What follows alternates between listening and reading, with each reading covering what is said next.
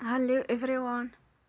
Today we talk about how to fix the app of CamScanner. We will go to settings. Then we click on apps.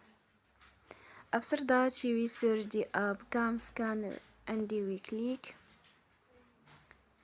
Then we will on for stop. After that we go to storage.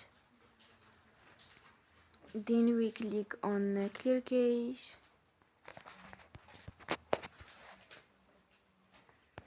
We go to Play Store and they will update you app.